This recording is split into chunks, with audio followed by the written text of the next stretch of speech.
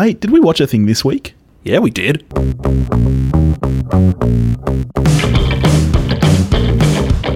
Hello, listeners. Thank you for joining us. We're here with a very special episode of We Watched a Thing. Why is this one so special? I don't know. It's a request. Yep, this is another patron request. This comes from friend of the show, Anna. What has she requested from us this week? 1999 classic? Notting Hill. Yes, and that wasn't her only request. What else did she ask for? She demanded that Beth be here. That's right. Hi, y'all. Because like everyone, she likes your sister more than you. I'd like to say hello to all my fans. It's gone to her head, mate. Like, she's been here like twice, and now all of a sudden she thinks she runs the show.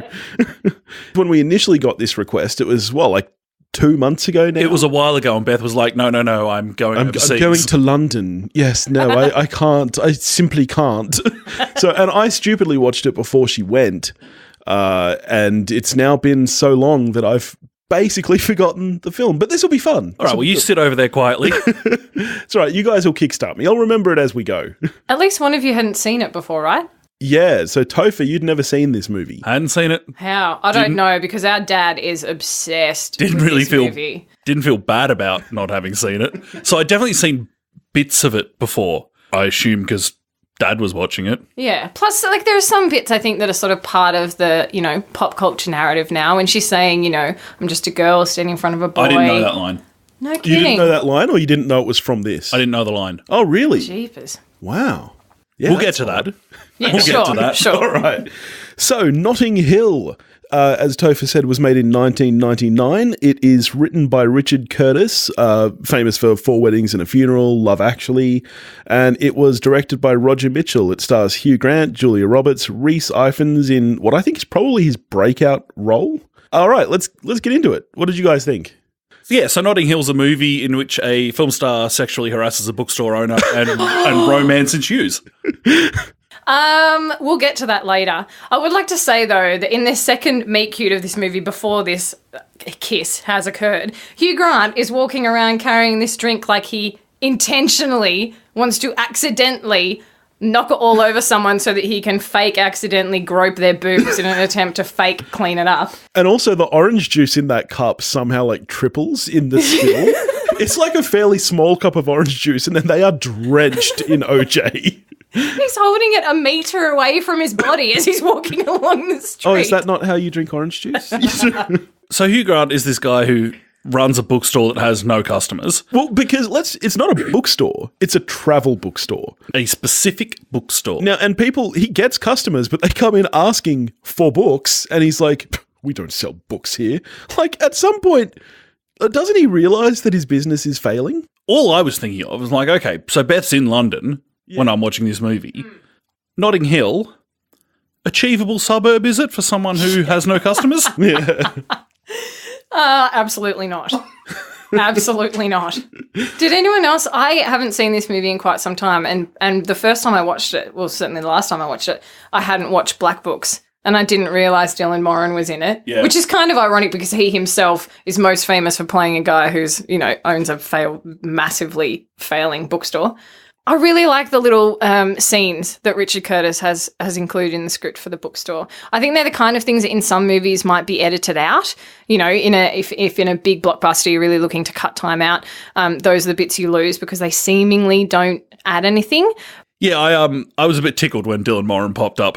He's so young, isn't he? You can see the inner alcoholic there, but still being a miscreant. I mean, everyone's so young in this film. Even Hugh Grant looks fairly young. Well, it's nearly, almost 20 years old now. Yeah, 19 years. Do you guys reckon that this is like peak Grant? Do you reckon around 99 was at the height of his fame? Because he very much, more than anyone I can think of, really went up and then down. He kind of appeared out of nowhere, was really famous for a while, and then completely dropped off. Yeah, so it's Four Weddings was 94, wasn't it? Yeah. Yeah, that sounds right. And then, so after this, you've still got About a Boy, you've still got Love Actually. That's true. They're all very early 2000s, though. They're all not like clumped in this kind of period. Off the cliff. Yeah. I mean, his personal life. Well, yeah. Is this pre or post? Oh, this has to be pre-Hooker. I would have thought so. Richard Curtis does have some sort of familiar tropes with Hugh Grant that he does love to promulgate, and they do occur in this movie as well. Loves Hugh Grant in the rain. Loves Hugh Grant wearing salmon shirts. I mean, could Hugh Grant be any more bumbling? He's just kind of a nincompoop. He's not. We're not talking about Rowan Atkinson levels. I don't think he's bumbling. He's just so British. I'm terribly sorry. There is this bit where he whoopsie-daisy, says to her, I assure you I've never played anything cool in my life. And you're like, yeah, buddy, no one's questioning that. She accepts it instantly. It's more than just being British, though. Like, you look at someone like Colin Firth, he can be charming without, I don't see Hugh Grant that way. Are you kidding? I think that's Billy as Hugh Grant. I feel like 80% of Hugh Grant's dialogue in this movie was just written over and over again. Excuse me, pardon me. No. It's also good he's got that really flopsy hair. Yeah. So everything just sort of feels a little bit more. Yeah, I'd forgotten how bad his hair was. Oh no, it's glorious. Oh Jesus. You got a bit of a thing, do you? I don't really have a thing for Hugh Grant, but he does have very voluminous hair. It's funny that because there are, like you said, there are good scenes that are left in the film that are fun little, just contained scenes, which I don't want cut, but I do want 15, 20 minutes of this film cut. Oh, definitely. It's too long. I'm just going to say, I don't think this is a good movie. Like, even I'm a big rom-com fan, and I don't even think this is a good rom-com. Interesting. Like, there's one point in the movie where Hugh Grant and Rhys Ifans are watching some of Julia Roberts' movies, and they're all, like, really over-the-top bad movies. Yes. And it's like, that would be funny if this was a good movie, but this is a bad movie. I was really surprised. Movies. I was really surprised when I found out that you didn't like this movie. Yeah? Yeah. Yeah, I know. It seems like my kind of movie, but it's just, I just find it not, I don't think it's fun enough for a rom-com. I think it's totally above average for a rom-com. Really? Yeah. Wow, I would rather watch What Women Want than this. Oh, That's Jesus. outrageous. Oh, God. I was surprised I was very interested to learn that this was a request, and I don't know whether the request to have me on it was just because I'm beloved by the people, or whether Straight to it. or whether the request was because someone wanted me to come on and do some kind of feminist take on it. I'm not quite sure, but I have to say, my memories of this Requested movie... by a made-up person. Let's keep that in mind. Anna Scott, the person isn't real. I have to say the movie I don't have particularly fond memories of. I mean, it's just another movie in your movie library. But I liked it so much more as an adult. Really? This second time? And I had a lot more empathy for Anna, and I liked her a lot more, and I understood her a lot more. I remember enjoying it as a kid, but watching it, I just had no fun with it this time. I wouldn't necessarily say I had a lot of fun with it, although I think the funny movie moments are good. Like, there are moments that I think you can really imagine yourself in. Like when they leave the sister's birthday party. Brilliant. And you can hear all the friends screaming inside. Like, that is what you would be like in that moment. Or when William Hugh Grant's sister first meets Anna, and is saying, oh, you know, like, I've always thought that if we knew each other, we would be best friends. I mean, who hasn't thought about a famous person who would totally be BFF? I really Who do you guys think it about? I really like that scene because when she comes in, and I just think of her as friend from Vicar of Dibley, whatever her name is in this. Yep, Alice. Let's go with Alice. Oh, she's Alice in Vicar of Dibley. Yeah. So she's Honey in this. Yeah. No, she's Alice. Like, when she comes in and the penny drops, like, no one else on earth can do Mortified like the English. It's just pure rolled gold. Yes. The look on her face is just the best. And then when she does just leap in to Anna Scott. Yes. And it's just the worst.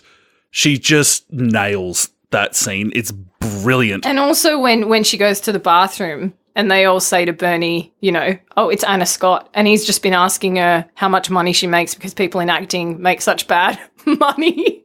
And his mortification is not overdone, but by the same token, it's so profound. He plays it so well. I was kind of hoping for more there. Like, to me, it kind of...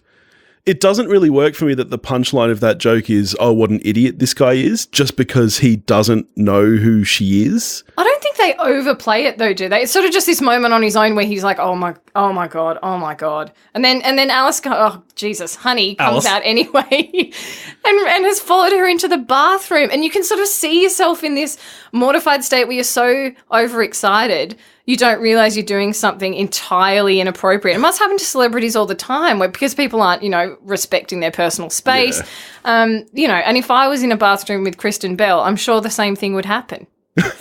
Who do you guys think you would be best friends with in the celebrity world? Oh, so many people. Everyone's I'm very charming. It. Most celebrities, I think, would like to be friends with me. What'd we say? Who do I secretly think I'd be friends with? Hemsworth. You'd be good buddies with him. Too similar. People would get you mixed up. You guys must have thought about this. Hasn't everyone had this thought run through their minds? You're too embarrassed to admit it. Oh, God, who is it? Everyone, you can see this look on his face. He knows who it is. He just doesn't want to say it out loud. I don't have one. Oh, come on. Actually, Matthew Perry's probably pretty high up there. The Friends reference. Yeah, I reckon I could get on with Matthew Perry. In the drug den? Yeah. Not anymore. Anyway, these guys are giving up very little. I want listeners to write in on Twitter, Instagram, whatever, and confirm who you think your celebrity BFFs would be. I know other people have thought about this other than me. Do you reckon when you need to get Julia Roberts to so in the Whoops-a-Daisy scene, when he does it and she laughs, as the director, do you actually say, could you do the Julia Roberts laugh for me, please? Or do you just assume it'll come naturally? Well, this would have been kind of peak Roberts as well. Like, she was a big star at this point. Well, she was, the figure that she quotes for what she got paid for her last film is what she got paid for Notting Hill. Yeah. Probably less than Hugh Grant got paid, just FYI. Because when she does the laugh on the street, it's like Hugh really did just close a box of pearls on her. Yeah. It's like it's the Julia Roberts laugh. Yeah. And it's like, that's really enjoyable.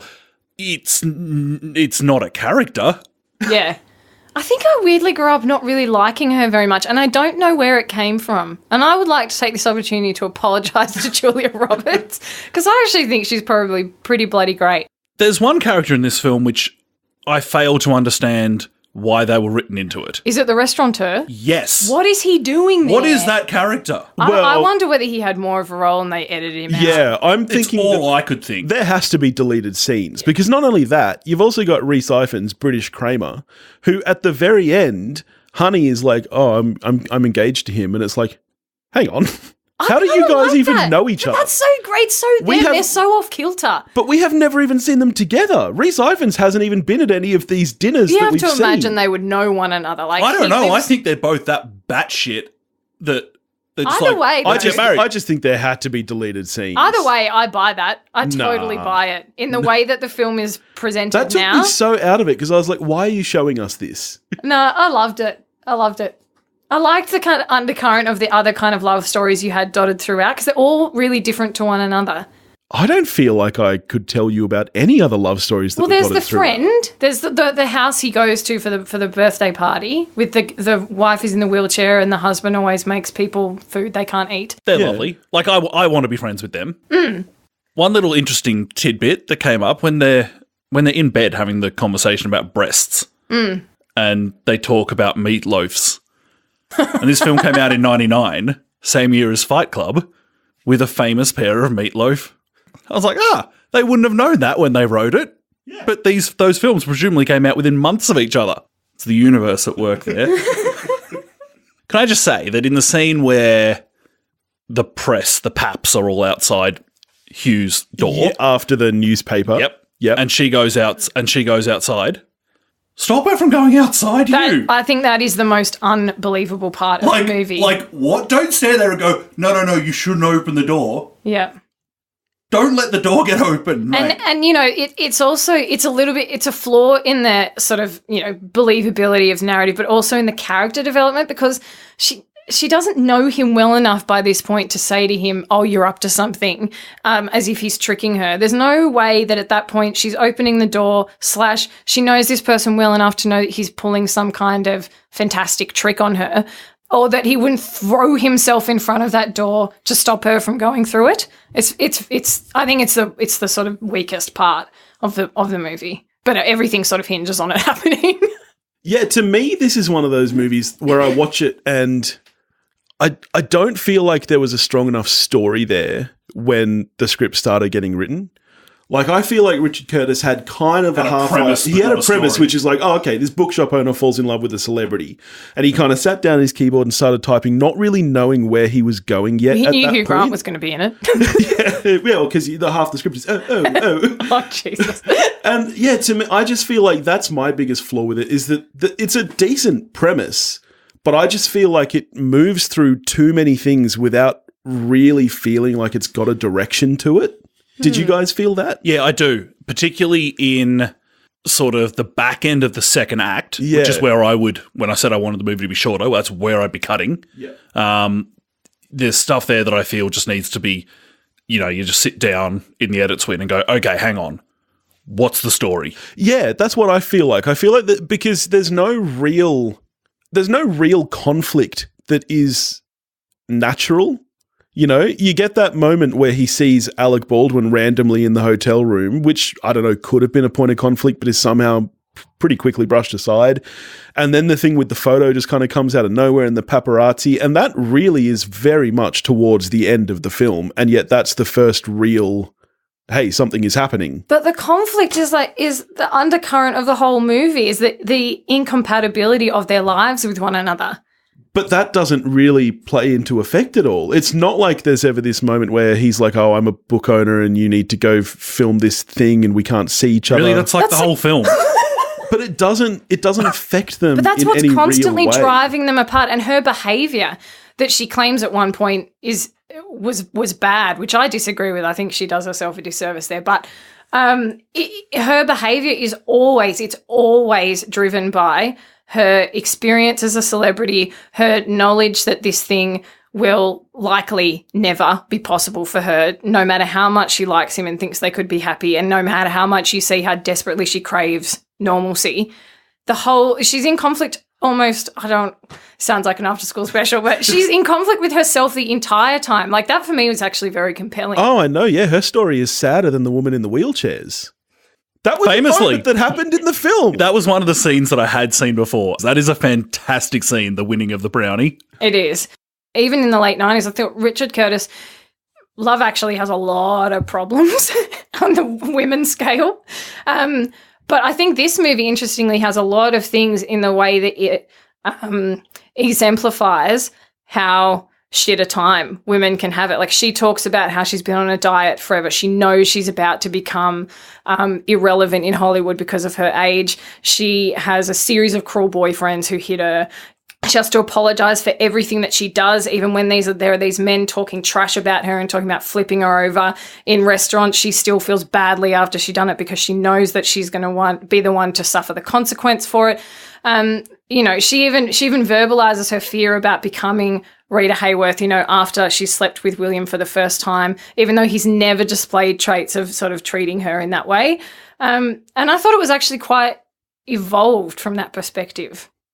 Did anyone else think that he should have tried to go on a date with Emily Mortimer, the perfect girl? I mean, is she perfect? She just laughed about lamb or something. I thought Emily Mortimer was pretty... I was like... Yeah, but you love Emily Mortimer, so this isn't a fair comparison. I've only seen Emily Mortimer in 2 things, including this. Oh, no, 3. Shutter Island. Yeah, but I know that you're a big Newsroom fan. Yeah. She was delightful in the episode I watched last night. That episode at the hospital with Will, priceless. So we mentioned earlier, so the line that you're surprised I didn't know. That's just unkind to make anyone deliver that line. That line, like, Laurence Olivier is not making that line work. That is just horrible. No, to make that, like, the centerpiece line of a film, that's not on. Mate, I'm just a podcaster standing in front of another podcaster. You're stealing my joke from earlier today. Is that what you're doing? What are you asking? I want to know the end of the line. I think she does act that scene very, very well, though. I think she does the best that you can. Yeah, I'm not saying it could be done better. I'm saying there's no way it could be done well. I actually think the more revealing line from that speech is when she's talking about the present and he sort of is going to go to open. She says, don't open it now, I'll be embarrassed. Because it kind of really, like she's so vulnerable in that moment, and the extravagance of the gift is like really discomforts her, because all the things that made her behave at any point badly are the things that make her able to be in a position to give it to him in the first place. Yeah. And so this conflict within her is always really present, and I think she was actually very, very good in that scene. But it is a horrible line. Yeah, apart from that line, I actually don't have too much of a problem with the dialogue in the film. I think most of the dialogue is pretty good, and I do think that there are some good sequences and scenes. Like I said before, my issue is with the flow of the narrative and the story. I just feel like it wasn't fully fleshed out.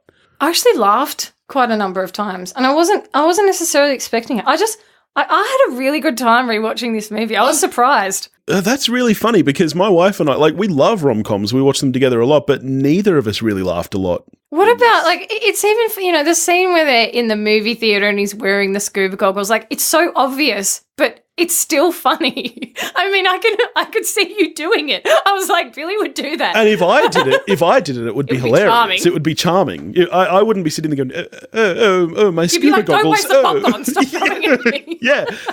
The soundtrack to this film, it's the kind of soundtrack you get stuck with in a workplace. Like, I don't know if either of you ever worked in a place, like, retail-wise or something, which had like 2 or 3 CDs that was it. That was that was the soundtrack to your life every day at work. This is one. I lived it with Bridget Jones's Diary. Oh, that soundtrack was everywhere. And this is on the same thing, where, like, even if it is full of nice, gentle, breezy, airy pop songs, on the 376th turn of that CD, you just start clawing at your face. Yeah, the second time Bryan Adams came up, I was like, this is too many times for this song. It's too many Bryan Adams. When I was thinking about my rating and I was erring between the two numbers, I did kind of go to the lower one simply because I kept having flashbacks of having to play Ronan Keating in like year 10 high school music class. Oh my and this God. movie is the reason why. That fucking song. Oh, I mean, people must have liked it. Yeah. They must have. And otherwise, I don't know that garden why. scene where they're together is actually really nicely done and beautifully shot, and she is wonderful in it. And then that starts Oh, up. Christ. Terrible. Horrible. So it is weird for me that while, like, I want stuff cut from the film, but I'm also defending the little contained scenes that don't necessarily drive the story but are enjoyable. Yeah. I want this weird collection of those two things to happen. I just want 15 minutes shaved off it. But for the most part, I find this an enjoyable film. Because I think that, like I said earlier, no one does mortified like the English, but they're also just more naturally charming because possibly just because they can speak English, not like us yahoos, and we find it endearing. And they are able to do like that cringeworthy. There's a moment where he comes to the Ritz and they mistake him for a reporter and he has to pretend he's from Horse and Hound, which is quite funny.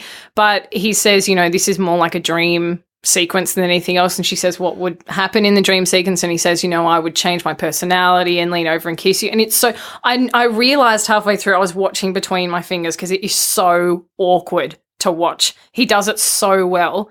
But then he rounds it out with a really good Black Beauty joke at the end. So That's funny. I didn't feel like that was one of the scenes that was played for awkward. Oh, God. I didn't feel like that was awkward at all. It's so wet. I felt like that was over the top. Look how charming Hugh Grant is. And I don't find him charming. I think it's meant to be the opposite. She just sat there sort of waiting for him to keep talking because it was so awkward AF. Oh, that is not how I read that scene. I feel like that's not the intention, though, which is part of why I don't think the movie works as well as it should, because I don't think the intention of that scene was to be cringy, and yet it is. Oh, I think it's very intentionally cringy. Yeah, I mean, I get it. Like, I am that guy. Like, I am Hugh Grant. This is why I'm struggling to understand why you can't. And yet I don't enjoy watching it. I just don't. Yeah. It's too close to home. Yeah, maybe. Maybe because it's so unbelievable too. Like, well, yes. I could flirt with Julia Roberts till the cows come home. She's not going to kiss me in that press conference. They don't kiss in the press conference. No, they she don't. goes to, though. Only because someone else walks in the Oh, room. you mean in the like In the hotel junket. room scene. Yeah, the junket, yes. I keep saying press conference. You're like, it's a junket. I'm like, Get your terminology I'm right. so you're, not into you're an this. industry person, mate. I know. I've been to both press conferences and junkets. Like, All right. Have we reached the end of our chat? You I guys got anything guess. else? I was just surprised by how much I liked it. And I did think it raised issues that weren't ahead of its time. They were obviously happening at the time.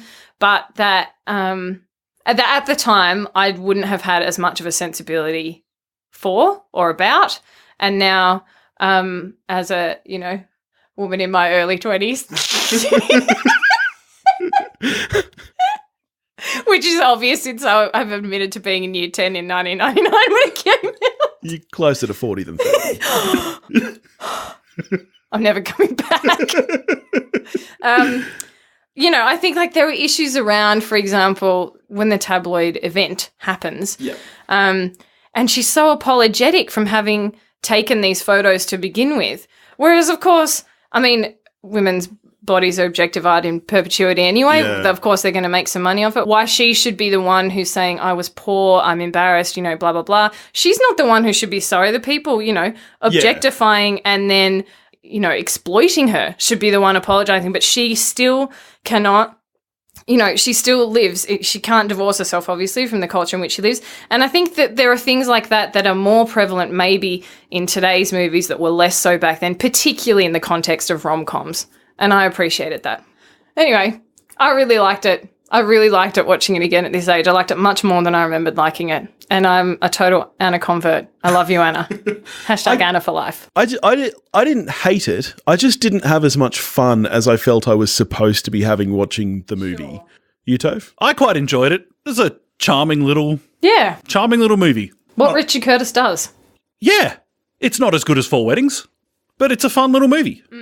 And by little, I mean they paid one of the leads $22 million for it, so... I thought you said $15 million. Was it? It was whatever she said. Yeah. I was converting it to $2018 in my head. Yeah. Sure. Yeah. All right. Well, I'm going with a 4. I'm a 6. I am also a 6, but for me it was between a 6 or a 7, not a 5 or a 6. I thought it was above average. We'll probably watch it again in the next couple of years. Well, there you go, Anna. We hope you enjoyed that, and we hope all of you enjoyed. And thanks for the love, Anna. Thank you all. Thank you all. And everyone should check out Rob Brydon's impression of Hugh Grant because it's the greatest. You've just heard some great Hugh Grant impressions. Jesus. Yeah, so if you want to hear a great...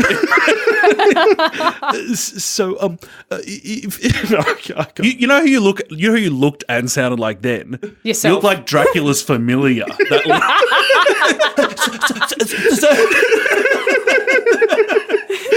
Firstly, fuck you. You're not even putting on a British accent.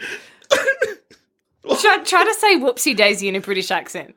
Well, now you're all looking at me. Whoopsie daisies. That was totally Hugh Grant. Was it? Poor Hugh Grant. Just so that you people at home know, Hugh Grant is not in the studio, just though you might have thought he was just then. That was actually me. Whoopsie daisies. All right, that's enough of that shit. Please. Now give us your solicitation impression. No. Please, no. How much for a blowy? All right. Well, if you want to be like Anna and help support the show, you can do that at patreon.com/wewatchedathing. If you want to just get in touch with us, you can do that at wewatchedathing.com or at wewatchedathing@gmail.com. You can find us on Facebook, Instagram, and Twitter, all under the handle at wewatchedathing. And Topher, what are we going to do next week? Next week is the start of an odyssey. It is. It's quite an adventure. You guys are going to love it. I hope to God you enjoy listening to it more than we did experiencing it. We are, of course, talking about our one-day marathon of the entire Fast and Furious franchise. It's a lot of fun. Beth popped in for a little bit of it. Yeah, I appear, so listen in. So, yeah, a four-part extravaganza coming your way, and it's an extravaganza of... I don't want to spoil it. Catches. See you! Bye.